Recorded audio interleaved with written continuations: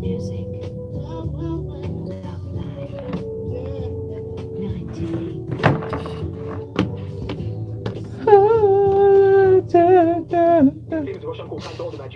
90.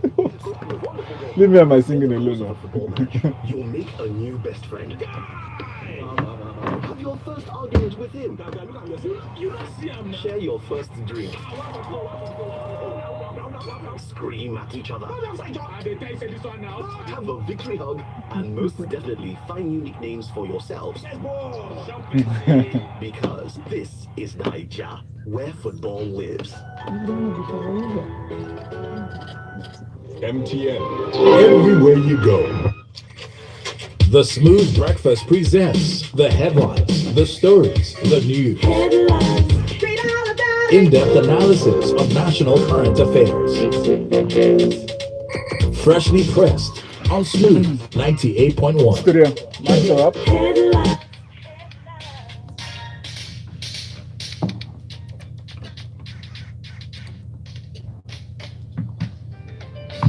A very good morning to you, and thank you very much for joining us here on Smooth 98.1 FM. You're listening to Smooth Breakfast with me, Valentine, and it's time for us to go into detailed analysis of the stories in our newspapers this morning.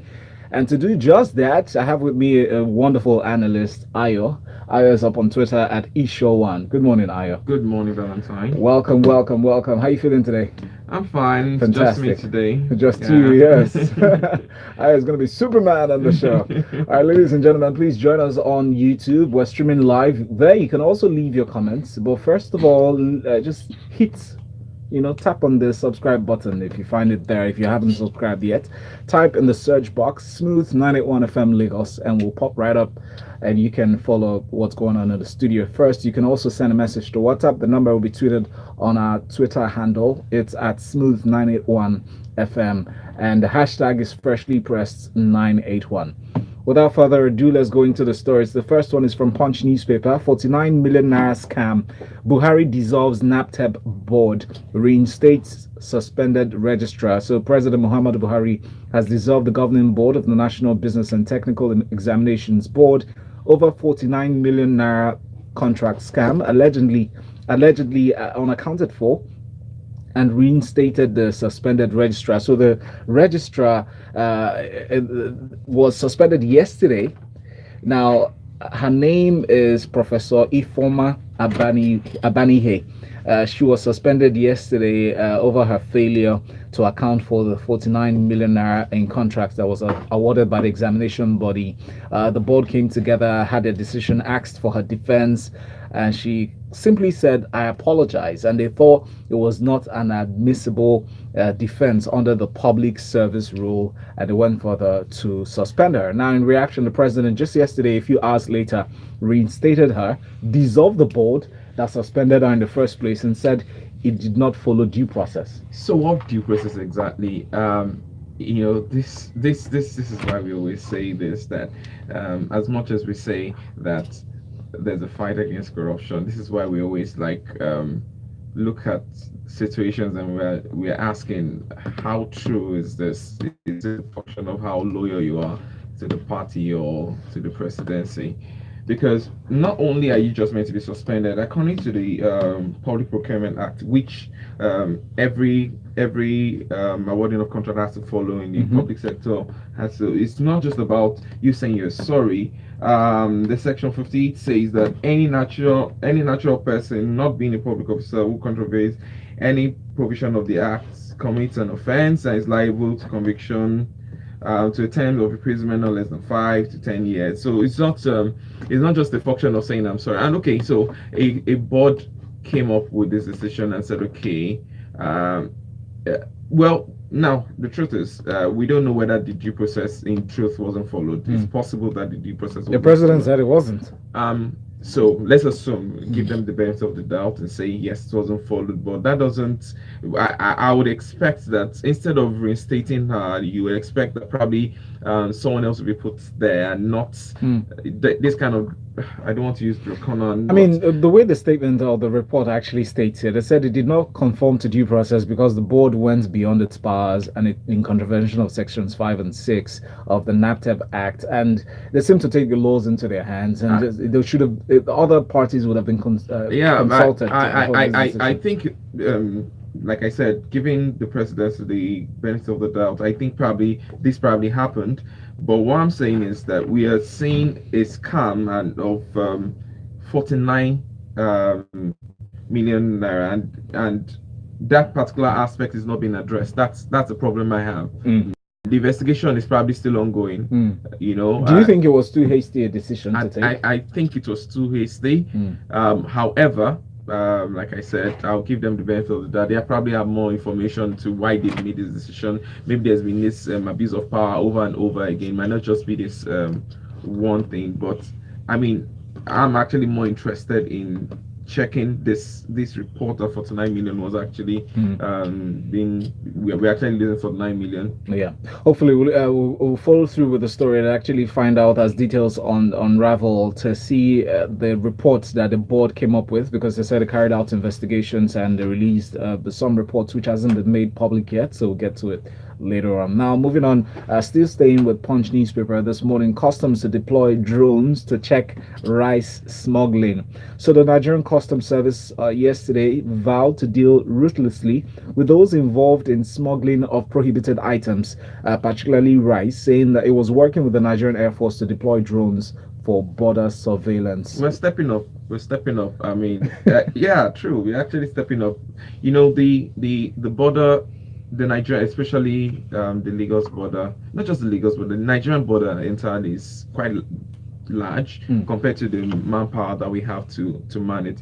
So it's about time we started using technology, not just drones, because I mean drones will have to go rest eventually. I think we need to have some kind of, I don't know what the security apparatus we have in Nigeria. They have existing, personnel in place. Actually, they've added to the fleet of cars. Now they said they've issued 30 additional Toyota Hilux vehicles, patrol vehicles. Okay. That's from the Deputy Controller General Enforcement Investigation and Inspection of the NCS, the Nigerian Customs Service, to make sure that they beef up the fleet of cars to 50, to make sure that the landmass is covered. There are areas that the drone obviously would not be able to see beyond the trees, the shades of the trees and all that. That vehicular movements could actually detect that as well. Yeah, and what I'm actually saying is, other than, it's good, you have to have man on ground. Okay, so no matter what you see, but I'm saying that, you know how you have CCTV, it might sound maybe like a little over futuristic, but it's happening already over the world, where you have installed cameras around, and then you have people actually watching. Because the truth is, there's hardly, we can't have a man on like every unit across the border. It's not going to be possible. So you're going to have to find those flashpoints and those places in which you feel like people normally pass. Now, where you have natural features like mountains and the likes, rivers, those can help you to say, okay, people will not be able to cross that particular kind of border easily. But the ones that actually land, you need technology, and the drones is actually very necessary. Well, I would like to ask Ayo, understanding the fact that, or how much we value rice in this country, we would not, I mean, we don't hold it so dear as much as China would. I was reading a book yesterday, Outliers by Malcolm Gladwell. In chapter 9, they talked about how the Chinese people see rice as life. Rice is almost equal to life, because that is used as a legal tender in some sense, to get some kind of status and even make some purchases. Still that part of the world, but Nigeria does not hold that so much, close to their chest. But as it is, do you think it's investing so much into just one particular aspect of agriculture? No. As where we stand now, rice has become like a normal staple for most people in Nigeria. I mean, I remember growing up, rice used to be like on Wednesdays and on Sundays. And I don't know about Wednesdays. I know about Sundays. Okay, so Sunday food. You're making me feel like I was a little privileged. No, but it's good. No, but you get what I'm saying. I mean, this is not rice. Wasn't normal for us to have like every day, and beans used to be the real thing, then. And then somehow we started moving towards rice, and that started with importation of rice. a large importation of rice. So yes, I think it's an acquired taste. I think also the Kebbi deal that Lagos had was a very good one, and I agree with this check of smuggling of rice to make us develop our own grown food. Now, yes, we still have yam, we have cassava, we have all of that, but as of now, it looks like the acquired taste for Nigerians is mostly rice. Yeah, but why is it so important right now that we're acquiring drones? Drones that, thank you very much, Dapo. Dapo reminded us just here that government banned drones in 2016. So how can they use them to monitor anything? No, wait. This is but this time around, security. Yes, of course. This time around, they're collaborating with the Nigerian Air Force. Exactly. They are within their rights to actually have drones. But something that's a bit instructive from this story. Drones are not as expensive as if you're going to beyond that. It just seems. I mean, it appears that with checking the rice smuggling as well, they could, by extension, check smuggling of some illegal substances or banned substances, and even immigration across the board. Yeah, and even immigration. So it's a good thing. It's just good to also have technology. Thank you, Ayo. Moving on now to New Telegraph newspaper. DHQ police deploy special forces, helicopters, APCs. So as part of measures to contain the mayhem in Plateau State, we heard of the terrible attack and loss of lives in Plateau State on Sunday night. Defense headquarters yesterday deployed special forces in Plateau State to forestall further loss of lives. Also, the Inspector General of Police, Mr. Ibrahim Idris, has ordered the deployment of special forces, 2 surveillance headquarters, and 5 armored personnel carriers, APCs. Yesterday, we decried the seemingly lack of appropriate intelligence to stall that attack that would have happened. Now we're being reactionary. What's your say? Yes, it's quite reactive, but at the end of the day, we still need to prevent in the future, but at the same time, we also have to cope what has happened. Who knows whether there was meant to be like a second wave of attack? We never know. So it's good that at least this is being done. It's very sad. It's also good that the presidency has also visited, Osibajo had already visited, and that's a good thing. But I mean, it's not going to bring back the lives that we lost. No. I mean, the pictures are horrible. The pictures that we are seeing are horrible, and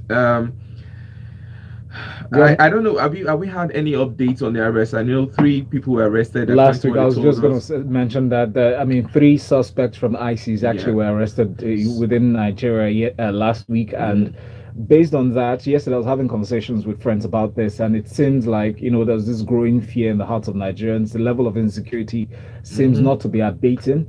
I mean, how much confidence will the government repose on us with these actions that are happening, and how can they further stall attacks? Because it's not just enough to deploy a certain number of armed forces into a region where the attack happens. What if that was diversionary? Exactly. How are they taking measures across board to contain the security challenges? That's the honest truth, and it still comes down to intelligence. And like we were talking about yesterday, the fact that we had 100 max people coming with ammunitions into a particular into 3 different local governments, and that you expect that there's been a lot of planning, and it's painful that we never had any. And remember that they said 24 hours to that, this is the presidency speaking, that 24 hours to that there was an attack, the 4 white men were killed and cow slaughtered, and then they tried to calm them down, and unfortunately less than 24 hours later this attack was done. So that means that they have prior information that something had happened. So in order to forestall this, you expect that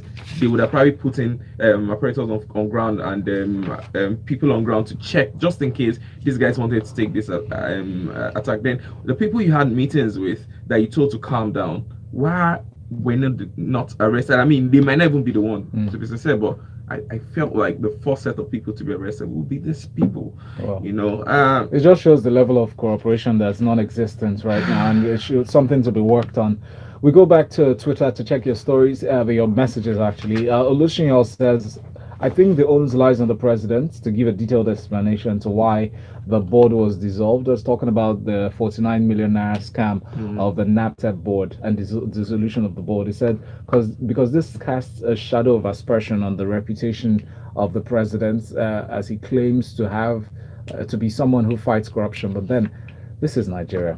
Also on Twitter, Stanley Ejubo says, despite all the killings and security challenges in this country, none of the security chiefs have been fired. It beats my imagination. Well, firing them don't necessarily give solutions to the problems. It's actually just for them to reposition themselves to better fight insecurity challenges, right? Big Ben here says government did not ban the use of drones. They regulated it.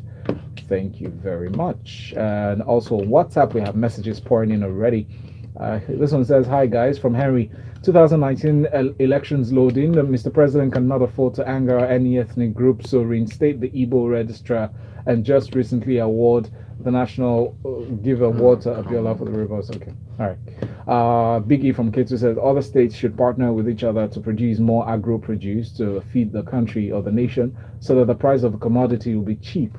If not, people will still boost their investment on smuggling. Jonah from Ogba says the hierarchy in Nigeria is executive, legislature, and judiciary. Mieti Allah calls citizens. After silencing the middle belt, herdsmen will move southward. Mark my words.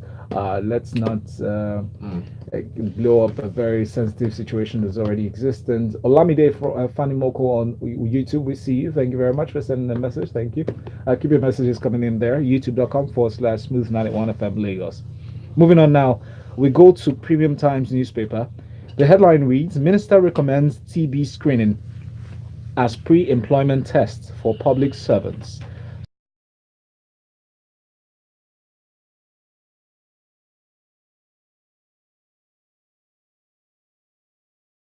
Target being to bring an end to the scourge of TB.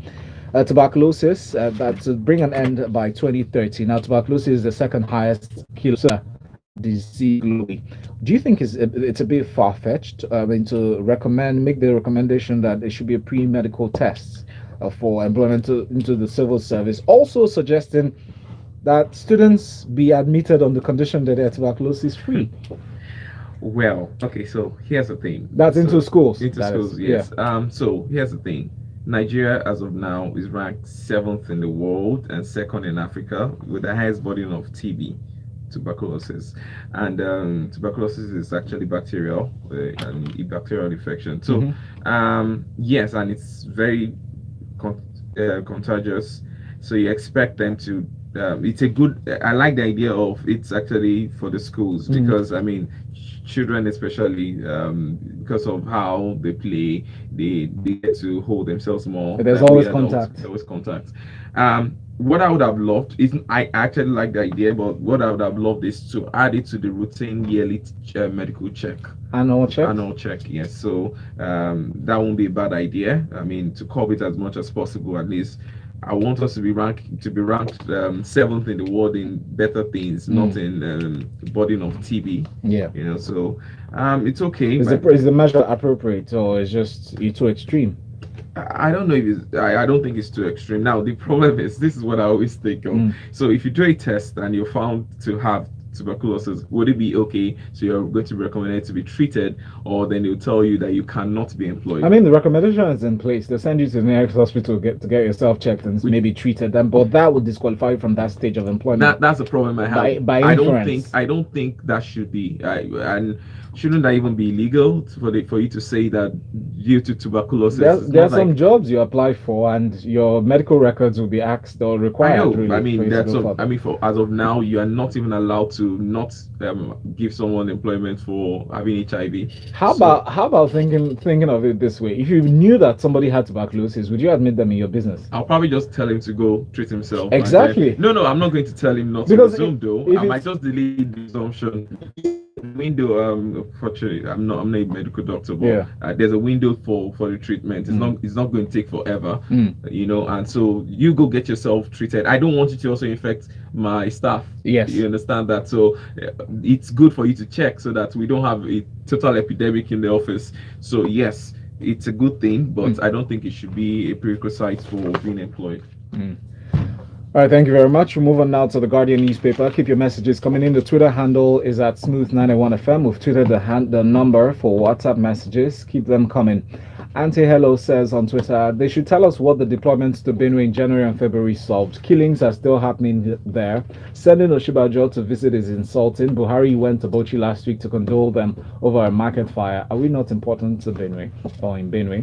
Iselugbe on Twitter says, Ayo, there's something called market economics. You cannot check something smuggling when even the smuggled products are cheaper than we produce. Government should tell the truth. Nigeria is not really producing much. Stanley Ejubo says, despite all the killings and security challenges, none of the security chiefs. Okay, we've taken this before.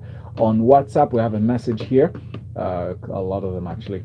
This one is from Yinka. Yinka says, they're a bunch of liars. So we have drones. Okay, what happened to deploying drones to check the menace of the herdsmen killings? How about deploying drones to actually look for the missing 300 cows that Mieti claimed was the cause of the madness in Plateau State recently? So of all our problems, it's rice we're tackling. Can they explain why locally produced or fodder rice is more expensive to Thai rice? The level of our misplaced priority issues at an alarming rate right now. We keep talking about the need for intelligence gathering, etc., but we fail to ask ourselves if our security agencies are actually intelligent enough to analyze the intelligence. Left to me, Inspector General of Police is not that smart, Yinka. Thank you. Good morning, crew. It's unfortunate the customs are deploying drones to check mates illegal smuggling of rice at the borders. Whether they use highest technology ingenuity or not, rice will still be smuggled through illegal routes because customs are too corrupt. Let's hope this is more proactive than we anticipate. Move on now.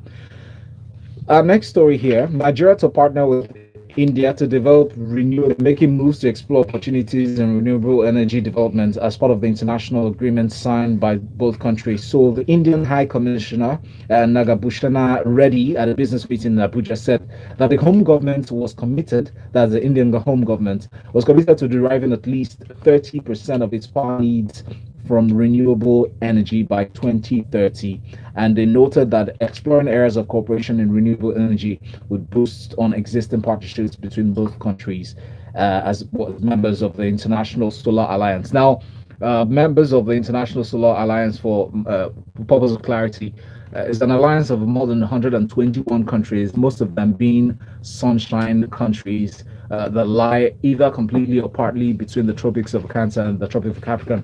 Now, if we look at this, I mean, do we have the enough resources to harness this renewable energy? No, we don't. And to strike a partnership like But this? we have the raw material, which is the sun. Okay, so I mean, this is the future. Everybody's moving towards renewable energy, and the more efficient it is, the better. As of today, for solar, $9 per you get for 1 watt, it costs you like $9. So for a 5 kilowatt system, that costs you between like $25,000 to $35,000. So it's not the cheapest as of now. In fact, actually, what companies do is subsidize it, and then because the raw material is kind of cheap, over time it's kind of cheaper for you, but not. I mean, how cheap? How relatively? Okay, so solar itself is actually in this is in the early stage. So right now we have not really harnessed the best technology. Let me remind you that when we used to have back in the days, we used to have floppy disk. When it comes to data, and then if you have 128 kilobytes, you're like the biggest boy. And if you remember, flashes used to come out in like maybe 254 megabytes. So and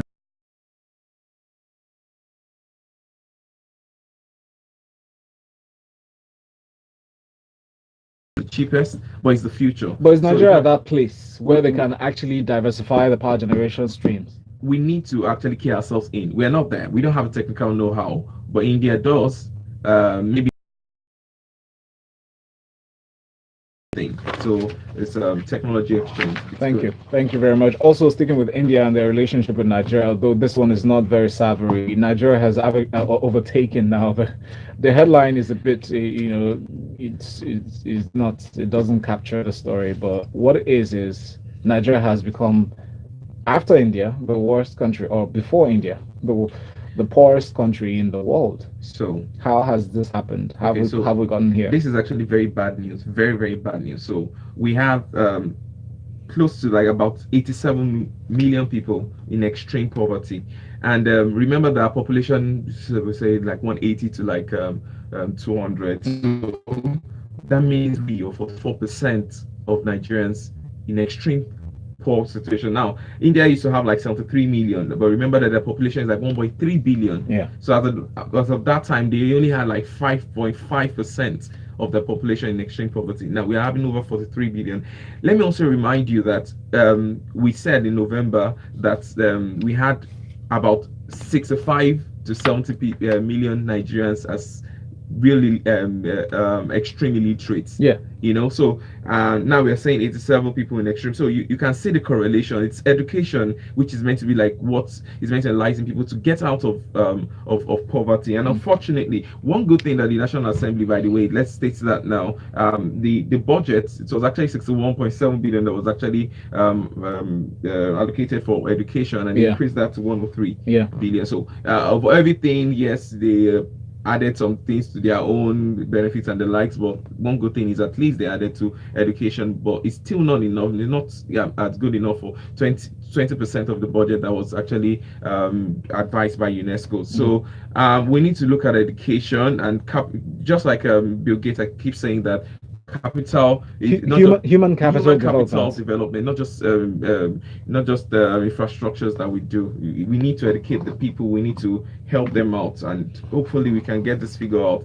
I hate this kind of rankings. Yeah, by the reports actually conducted by Brookings Institution, a non-profit public policy organization in the US. They put Nigeria atop the world poverty statistics, ahead of India, and then Congo is next after us. It's sad. They're putting that about 3.2 million people will be living in extreme poverty by the end of 2018. And it's going to get worse according to the report. National Assembly appeals High Court judgments on election reordering. That's the headline that's next from Vanguard newspaper. They've urged the appeal court sitting in Abuja to set aside a federal high court judgment that stated that it lacked the power to reorder the proposed sequence of the 2019 elections. And this is on the heels of the suit that was filed by AP. It wasn't AP. It was actually the INEC against INEC by a political party. That's their court party against the National Assembly, Attorney General of the Federation, and Independent National Electoral Commission. What's your say? Well, they're going to appeal the case. Let's see how it goes. I wish the lawyers were in today to this further. But they have the right to appeal, and it's good. Let's see how the court would interpret it. I mean, if they don't have it's something a little bit different from the old. I know that's how the appeal court normally works. Something different from the last ruling. Then it's going to be thrown out. They will have one more. Go to the Supreme Court. Yeah. Let's see what decision will be. All right. Thank you very much. We'll take your messages here very quickly on WhatsApp. Benga says the blame of the massacre in Plateau State over the weekend should be laid squarely at the doors of the federal government. When will the perpetrators of these senseless killings be brought to the book? That the Mieti leadership called this attack retaliatory is enough reason why they should be arrested, or at least tell us how they got the AK-47s and other dangerous weapons they used to kill and maim. In other news, 1,500 were killed and 7,000 people displaced in a Boy and Cross River communal clash. But why is this not trending like the massacre in Plateau? Sorry, before you take this message, have you seen Mieti condemning this attack? It's very important. Have they? Not telling us that retaliatory. So we check that out as well. Rainmaker, let's actually be very careful with this kind of sensationalism. Really, there's an influx of a lot of fake news. So read between the lines and see where can separate fact from fiction. Rainmaker says, so with over 1 billion people, Nigeria overtakes India in the World Poorest Index. How much of our budget is geared towards human capital development? About 25%, I guess. On Plateau, Mietiala said this is reprisal attacks for the 300 cows lost. Oshibajo and security operatives have been deployed to the region and will do nothing, according to him. He said we've always seen this kind of response and it hasn't stopped anything. These primitive killers are not afraid of the government or the security apparatus. They can simply do jobs and slide into the coven and let the heat cool off until the next attack. Let's pray it doesn't happen again. Yaya Agbojo says, what if they employed staff? What if they contact TB then spread it within the organization? Then what happens to that staff, Victor? That's his comment. As a means to touch over the story that last from ThisDay newspaper, Buhari, politicians are taking advantage of killings, is what he said. Ayo, what do you think? When I saw it, I was like, duh. like normally what we've always known that this is true. There's always a political undertone, but it's not news. I remember Jonathan saying that he had Boko Haram in his cabinet. Is this we knew at the time too. So yeah, politicians. He didn't necessarily say that. He just said, I mean, the people who support, maybe. the actions that really might support the actions. are So we within needed the that government. out exactly in his cabinet. So yes, we know that some people will try to undermine him and all that. So this is not story. What we expected the general, and I'll say that again, is to handle this and make sure that there's security in the country and secure life and property. Thank you very much. A final message here on YouTube, youtube.com/smooth91FM Lagos. Michael Adetutu said, our government keeps condemning every insurgency action, but nothing is being done. They should fire the people who hold positions of insecurity of the country. We demand to know the mitigations in place. Olamide Fani Mokun says, throwing money to the problem does not solve it. Talking about education. On WhatsApp, we have this one from Yinka. It's a pretty lengthy one. Yeah, I think that's the much we can take on the show. Right, ladies and gentlemen, thank you very much for tuning in for Freshly Pressed. Go to youtube.com/smooth91FM.